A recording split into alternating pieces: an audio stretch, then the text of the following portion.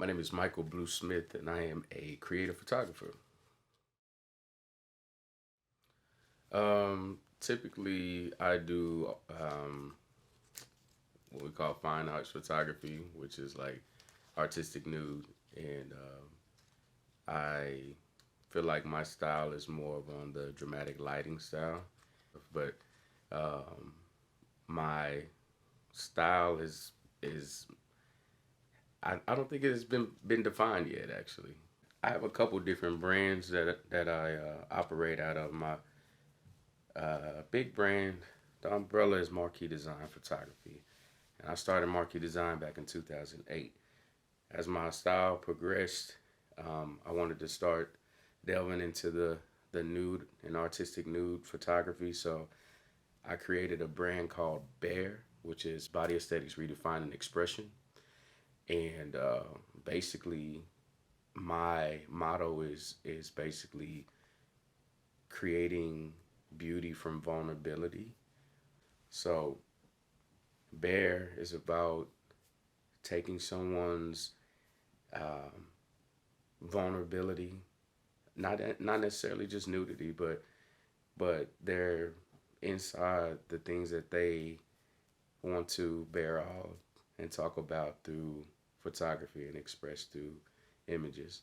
Um, I also found myself photographing more of the kink community. So I also created another brand called Black October, which is lace leather BDSM.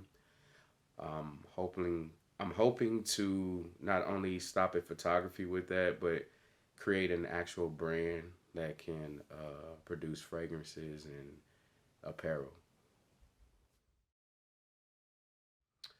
Um, I've always been into like nude art, not just photography, but just like some of the older paintings and stuff like that. Um, I just felt a connection with them. I got into it actually kind of by accident. I was doing boudoir.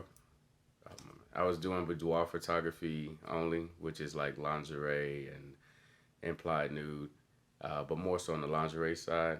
Then I had a good friend of mine who I was working with.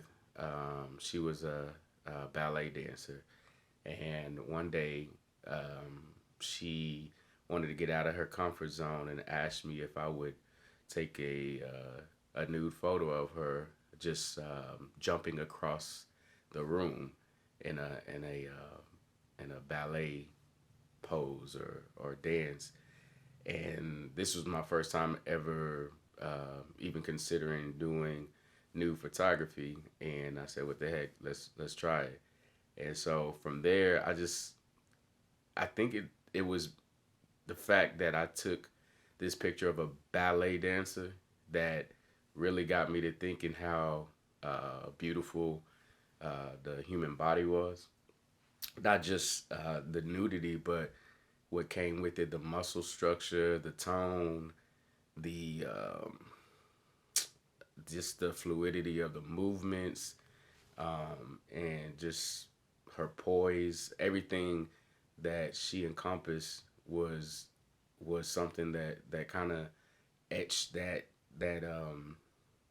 enticement into my plans for photography.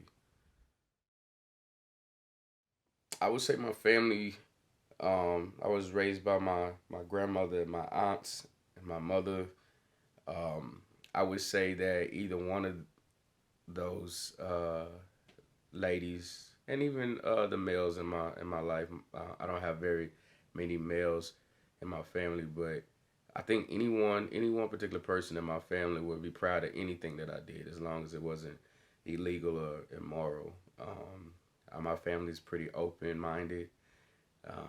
We're accepting of all people and trades and walks of life. So I think they're proud of me that I'm just being able to support myself by doing what I love to do and not what I have to do.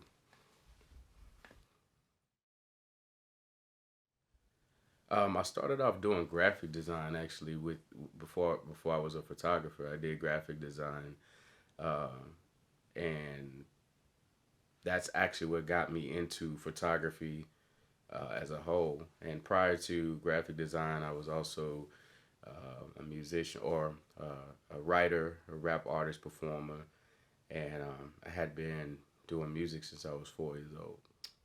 I would say that my music career went exactly where God wanted it to go. I started out just you know rapping in my bedroom for my friends, charging them a penny to get in my room so that they could see me perform. I had a little gumball machine, and they would have to buy a piece of gum before they could come in my room. And so then I started doing that, and then signed my first record deal when I was 17. Um, and I stayed with the label for years. We toured a lot, and then I actually became the one of the pioneers of gospel hip hop in Austin, Texas, and did that for about 13 years or more. And I would say I've met a lot of people along the way. So I mean, as far as my career, I don't think as a career it went as far as it could have gone, but I think like I said, it went as far as God wanted it to. I was definitely creative. I was an artist. I think when I was a kid, I used to say that I wanted to either be an artist or a scientist when I grew up, or a bird. But of course, that wasn't gonna happen. But I guess that would make me creative, thinking that I could be a bird when I grew up. But anyway, I used to draw a lot. I used to doodle. I used to get in trouble in class for drawing. I used to draw. By middle school, I started drawing graffiti art, and was part of a tag crew. And man, I anything that was artistic, I loved it. Music, um, making outfits, styling, doing different. Like in high school, I was a fashionista. I say nisto because it's kind of masculine, but I mean, even to now, I'm sporting some of my own merchandise that I'm starting. It's Brack Baby.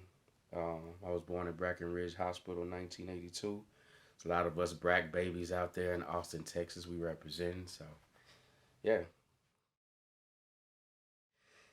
Whew. In the next 5 years, that's a good question. I definitely see myself further along than I am now. I'll be 45 at the time. Um, and I would see myself in a better position financially, not only to take care of my family, but to also expand my creativity and also give other people opportunities to express themselves through creativity and art. The legacy that I would like to leave is that Blue is an authentic person. I want people to understand how important it is to be yourself. I think through every walk of life that I have experienced, that I've been authentic and true to myself. There was times when I questioned myself, should I be here? And God would always tell me exactly where you supposed to be. So if I could leave anything, it would be integrity and authenticity.